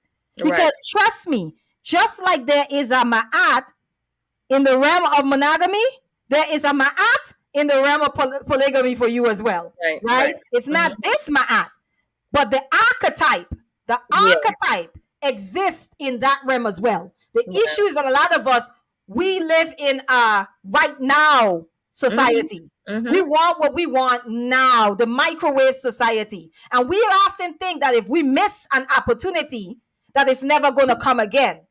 But when you understand the cycles of life, you do not navigate life that way, Mm-hmm. right? Because it might not be the exact same opportunity, but it still might be an opportunity to get you to where you want to be anyway. So you're talking about you want a good wife and you want a good mother to your children. The opportunity of having my aunt as that. Shout out to Tracy that I'm using his wife, but the opportunity of having my aunt as that person to fill that role may have passed, but the archetype may Mm-hmm. come again and you will be able to fill that role. But a lot of us, we don't understand the cycle of life. In fact, we understand it, but we don't respect it. But go ahead. You were saying something. Go ahead. I don't know what I was saying, but My um apologies. to what you were to what you're saying, that's true, and within that, you have to make sure that you find the balance and the harmony within. So a lot of us, because of the society that we grew up in, because of our, just like the other things that you mentioned, the way that we've been parented, Yeah. the way that we have this, our mindset, we have not decolonized. We have a certain type of mindset going into relationships, and then we have social media telling us we taking these downloads, and then we act upon those downloads. So then there's a whole lot of people who are saying, oh well, I want to participate in either one, Mm-hmm. but they're not balanced within themselves. And so then they continue. It doesn't matter, if you are a person who's monogamous or Mm-hmm. polygamous. Mm-hmm. If you haven't balanced within, you still gonna mess up another person's life, because you have not gained harmony within yourself. And That's so true. a lot Yeah. of people go into polygamy, right? They go into it and saying, "Oh, this is gonna fix whatever. It's gonna fix. I can be with these multiple whatever." Or they go into polyamory, right? And they think, "Oh, well, this is going to fix whatever." And it's because of they haven't gone within their own selves and actually did the work in order to see, because you might just have a fetish, like. Yeah, I was gonna say, I think actually I really believe that most of us are too over sexualized for either one. Right, right. Right. We're over sexualized for the polygamous lifestyle because this is where people always end up adding perversion to it when they Yeah, have a conversation around it. I actually think most of us in our within our collective is not sexually mature enough yeah. to have the You're right. conversation around polygamy. It becomes a very pubescent type conversation. Yes. Yes, it does. It's very childish. It's very immature. It's a lot of like our a projection of our over sexualization and Yeah. our sexual programming that we end up projecting into the conversation, right? And then even for monogamy, some of us are extreme, like too over sexualized to even participate in a healthy way in monogamy, to Right. participate in either one of them. So Mm-hmm. I think it goes to what you're saying, that the work has to be done within you first. And so Right. that's why I started off with the decolonization process of our relationship. The main relationship that needs to be decolonized is the one with yourself. Mm-hmm. Like, Mm-hmm. who are you? You know what I'm saying? Why were you sent? What are you Right. doing? You know what I'm Right. saying? Like, what are you doing? Are you just kind of just like trying to figure this thing out? Mm-hmm. And if you don't have the harmony, like you said, within yourself, and you don't understand dualities, Mm-hmm. right? You don't understand dualities. You end up pushing aside a part of yourself, which actually goes into what we are seeing on display for the entire world to see Mm-hmm. around the feminine principle and the masculine principle conversation, Right. where we are watching a bunch of imbalanced folks projecting their imbalance into that conversation, right? Exactly. Because you are not in tune, or you have no harmony between your masculine and feminine principles within yourself as Mm-hmm. a man, right? You then project that into, no, this is how men are supposed to be, because you are leaning heavily on one side and you don't acknowledge when you are tapping into the other side. Men tap into their feminine energy all the time, Yep. right? But because they don't have that harmony and that balance, or the awareness, right, of that happening within them, because they don't have that awareness, they end up coming into these conversations and contributing a very unhealthy perspective Mm-hmm. and a very dangerous one. You Yeah. get what I'm saying? So like you say, if you don't have the harmony or the balance within you, you're gonna miss it in nature. Mm-hmm. You're gonna miss it in nature. You're gonna miss it in your relationships. You're gonna make a woman think that yo, I've heard men say this in this space. This kills me. A woman should be in her feminine at all times. Right. Right. A woman should be in her feminine at all times. Okay, say that's true, my aunt. Let's say that's true. Let's just go with it. What allows a woman to be in her feminine at all times? What would she need to be in her feminine at all times? Mm-hmm. Right? Protection, right? Mm-hmm. Right? Okay. Okay. So, considering how the destruction of the black family in this society, considering the high single parent homes, the high percentage of single parent homes, Mm-hmm.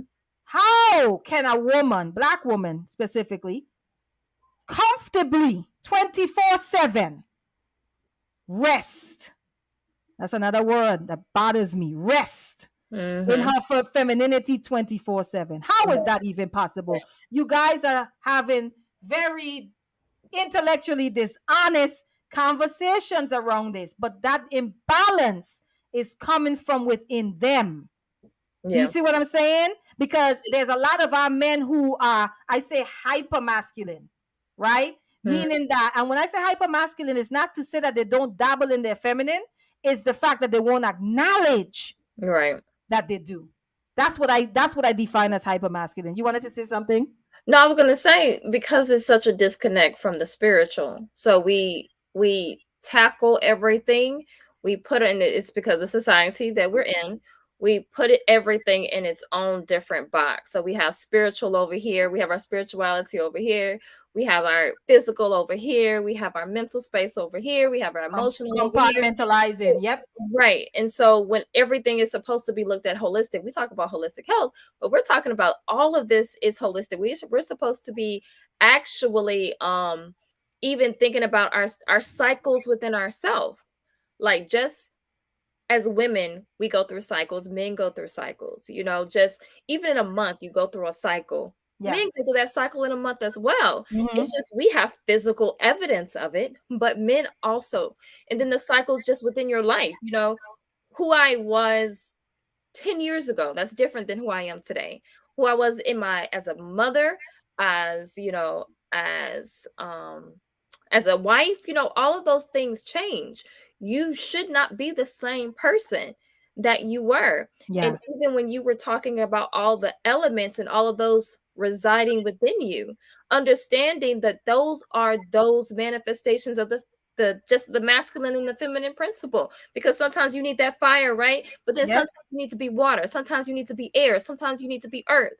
Like we have to understand all of those different things within us and merge them together and stop putting your spirituality over here and then your physical over here and then your emotional and your mental in different boxes, and learn how to actually merge them together so you will understand that a woman is not supposed to just be rested in her femininity all the time, and that you are not supposed to be just walking around and you're not, but as this masculine, and then it becomes a pretend thing, because then women start pretending to be feminine. Men start pretending to be masculine because that's what they think they're supposed to do. You can balance the two energies, and then that balanced person gets with that balanced person. Then you create magic. Yes. And you know what just came to my mind? Marimba Annie in her book Yurugu. Mm-hmm. That's really what she's speaking to. She's allowing you to see, because the European culture has been dominating, right? Yeah. It's the dominant culture, specifically in this society. She's allowing you to see how they think. And in seeing how they think, you start to see that you've taken that on too. So the compartmentalization, the need to dissect and separate, right? That's a very Urugu type of thing, right? We know that. Right. And so, because our ancestors have always been one with nature, right? Not feeling the need to take too much from nature, but taking exactly what they need. Exactly. Okay. And so that splitting of ourselves, there's a remembering that has to happen, right? You have to literally call these different parts of yourself that have been scattered. You have to call them back to yourself, right? You got to come back to your sanity, your spirituality, right? Your health, like you just said, your wellness. You got to call all these things back together, because here's the thing. It is like the body. Some people depending on the mindset they have, will say, well, okay, your eye is more important than this other part of your body.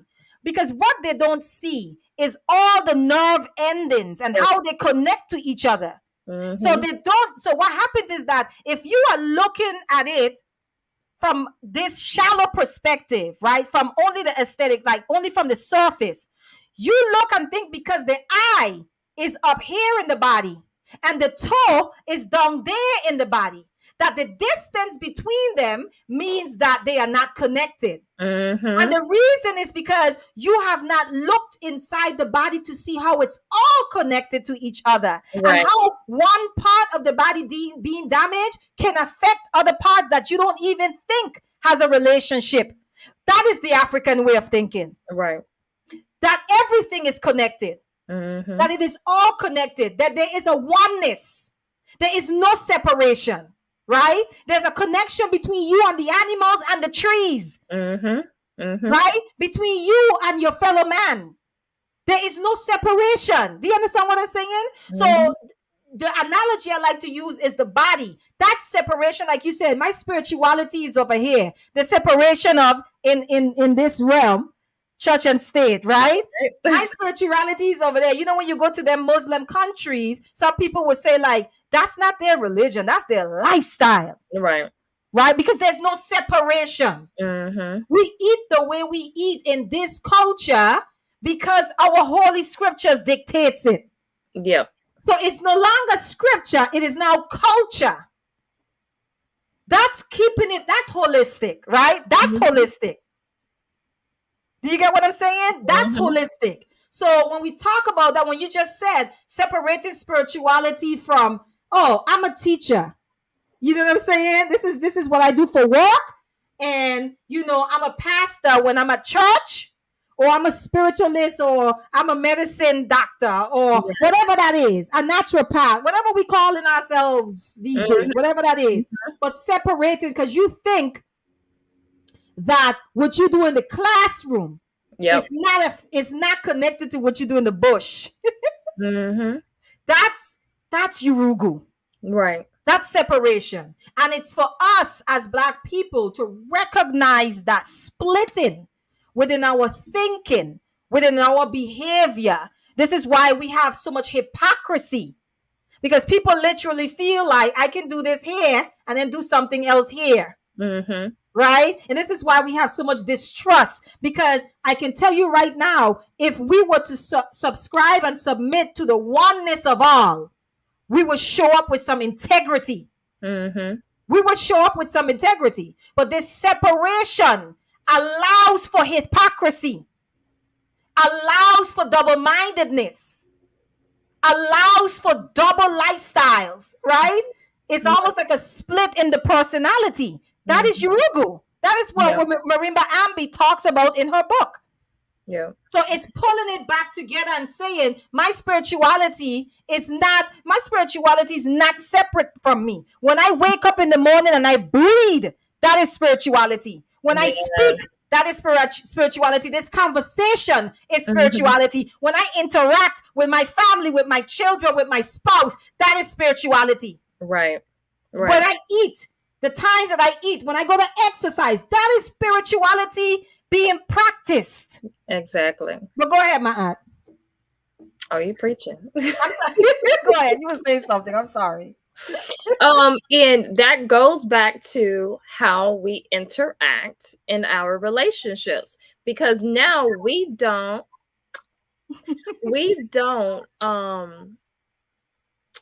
know when we are engaging in what I would, because they dictate, right? We'll just call them Urugu. They dictate our morality. Yeah. So anything that they're dictating as moral or immoral is what we have accepted as moral or immoral. Yes. In all actuality, morality should be something that is helpful to you, to your family, to what's, to your lineage, to the next generation. So in all actuality, most of the things that we engage in are immoral to us. But we have only accepted. I'm echoing for some reason, I but don't we know. have only. Do you hear me echoing? No. Okay. But for some reason, we have only accepted what they consider as moral or immoral. So as long as, it's like when we talk about the victor writing the story. So to another country, right? We would seem immoral. Mm-hmm. The United States seems immoral. You go bombing somewhere else, Mm-hmm. look at you like a terrorist. Mm-hmm. But because we are brought up here in this environment, we look at other places, as as immoral and things like that. Mm-hmm. So, Mm-hmm. it's just we have accepted certain types of morality or immorality. So things that are immoral, we're accepting as our morality. So then we take that into our relationships or into our friendships. And then we say, oh, well, just because I'm talking behind this person's back, or just because, I'm behaving like this, it doesn't make it immoral, because we're learning from them. Mm-hmm. We're learning how to engage. We're learning how to deal with our environment from them. So we don't look at all these trees being taken down as immoral. We just think of, Mm-hmm. oh, that's just something that we don't look at capitalism as being immoral. Yeah. So we Yeah. look at all of these things as being a part of morality because they told us what's moral. Yeah. Yeah. Yeah. Yeah. To accept. Yeah. Yeah. So we've accepted somebody else's reality. Right. Yeah. We are helping build it. Mm-hmm. In so many different ways, but I'm gonna get ready to wrap up. Okay. I am. But I think I covered everything, Yeah, and I you can did. go. I know you and I, we can go on and on with this conversation, Right. but I know that I'm glad that you came up and you spoke to just the relationship in friendships, Mm-hmm. and just it, like, being transactional and a business kind of agreement, you know what I'm saying? Like a transactional business kind of approach. And people are not necessarily building friendships. It's like they're building networks now. You get Right. what I'm saying? Like that's it. Like your friendship is solely built on. So what happens is, if someone, like, you are networking or connecting with someone because they're on top, that Mm-hmm. means that tomorrow if they're on the bottom, and this happens to people in real life, this happens to people in real life. Now, if they're on the quote unquote bottom, you have no use of them. So Yeah. now they can't even get a phone call from you. They can't even hear from you. You hear people say it all the time. Oh, when I was good, everybody was, you know what I'm saying, coming around for some bread, or so everybody was there. But the minute I got, I fell from, I Yeah. don't know, from the top, now I can't find no one. That's a real Right. thing. And I think the people who often are there, who shows up, are the people who knew you before you had it, Mm. because they loved you without it. Right. Right? And now you don't have it again, they still love you, because their love for Mm-hmm. you isn't based on anything that you've acquired in this life. Right. It's beyond that. So I'm glad that you spoke to the friendship piece. Mm-hmm. And we're gonna talk a little bit more to another time. I might have to I think I have somebody in mind to talk about this, but I do wrestle with that. I do wrestle with our idea around love, Mm-hmm. and that piece of possessing, that translates into you are not allowed to love anybody else. Yeah. I do tussle with that within myself, because for me it's like that's still a form of possession, Mm-hmm. right? I'm not talking about deceit. Deceit is different. I'm talking about where your partner can't even come to you and say, I've started developing feelings for this lady at my job, Mm. right? Because it's somebody that they work in close proximity with. What does that conversation, why do you feel, that's the question, Maat, why do you feel that that's a betrayal? Yeah. And, That's a, and that comes from, like I said, and most of them come from past experiences. Because if you're feeling this way, what's the Mhm. next step? Because I know that's Okay, I got you. I would think of it. Okay, you got feelings, so what's that mean now? Like what comes after that? No, I think, you know what I think it is. Honestly, if I was going to be honest, I personally think that, again, this is the either or mindset. This is the either or mindset. Mm-hmm. I think it's the idea that if you like somebody else, that means you no longer like me. Yeah. Yeah. And I think also, there's the threat of that. But yes. that's a problem because that's not necessarily Yeah, that's true. not necessarily true. I think that something, and I heard this when I was going to church. I was a Christian.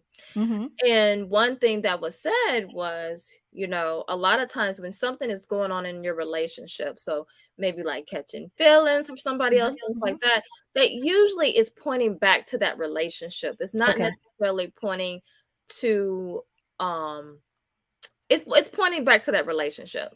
So a lot of times I think we have to also understand maybe where that may be coming from, because I do know that there are people who can look at other people and be like, oh, that person is attractive, but I don't find the need to want to be with anyone else. Mm-hmm. Because also I think we have this very weird idea that we need to have every single need met by another In person. one person.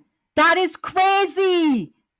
And when we are, and also when we're supposed to be fulfilling some of those needs ourselves.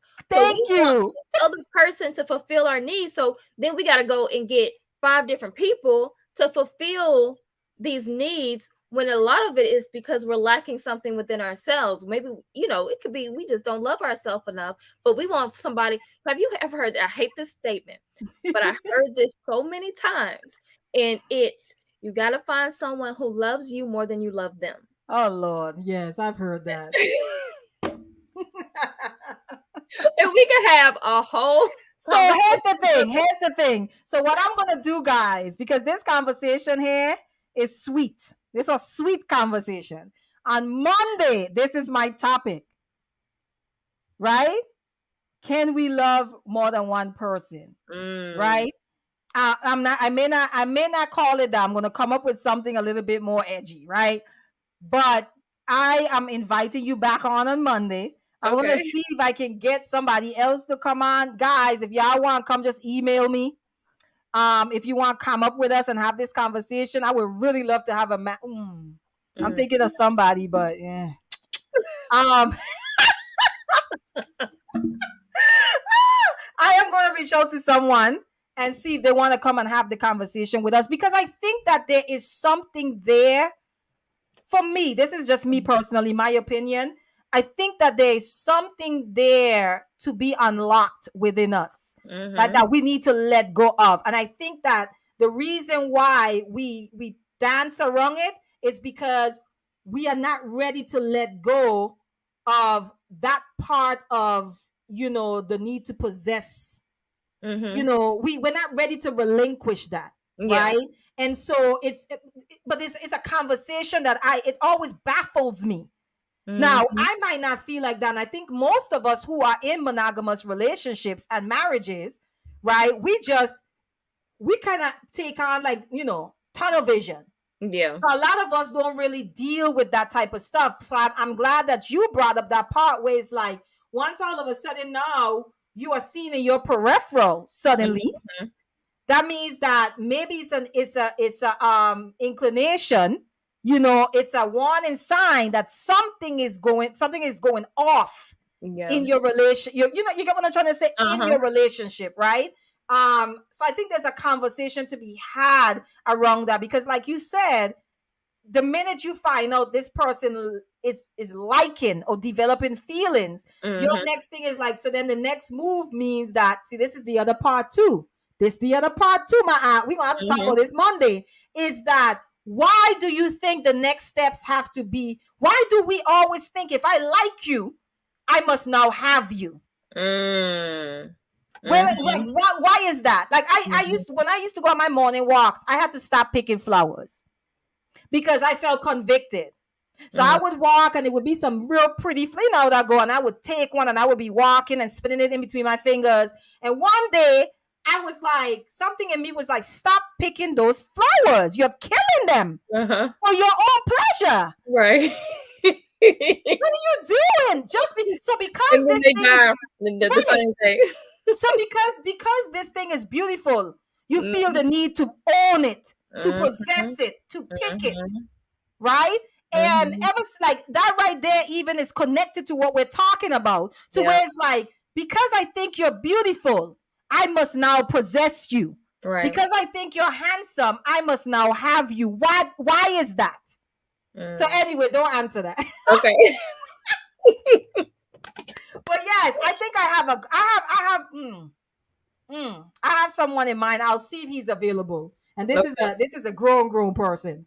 So I'm going to see if they're available, and I'm going to try to have this conversation on Monday, because it's one that I've always wanted to have, but it's hard to have because people often think that I am subscribing to polygamy when I have this conversation. People always think that, oh, she must be have her eye on somebody else, or no, we can have these conversations. I'm just a person that I'm very much into self-analysis. And so when I see certain things come up, I'll be like, well, why? Like, but why? I'm like a child. Like, why? You know what I mean? So Monday, my aunt, I'm inviting you back on. Okay. I go on at 6:00, and we're gonna have this conversation. I'm gonna find me. We gonna find us a brother, and he gonna come on and have this conversation with us. Okay. All right, my aunt. I'm gonna see you later. All right. Thanks for coming up. All righty, peace. All right. He says. All right, guys, I'm going to wrap up. I hope you guys enjoyed the conversation. I know we went off quite a bit, which is fine. My aunt and I, that tends to be our conversations anyway. We go all over the world and then loop back around to where we started. So I appreciate my aunt for that. I love her mind. And I love her spirit. You know, that's one of my favorite people to have conversations with. But guys, let me know what you guys think in the comment section later on. Again, if you're listening, you haven't subscribed, go ahead and hit the subscription button. If you like what you heard today, make sure you share, invite people to the platform, tell them to come over here, subscribe so that they can get their notifications when I go live. I will be back here again Monday at 6 p.m. I'm here every Monday at 6 and every Friday at 5 p.m. And so until next time, guys, thanks for chilling with me. But I'm going to have to say peace and blessing. Enjoy you guys' weekend. Bye.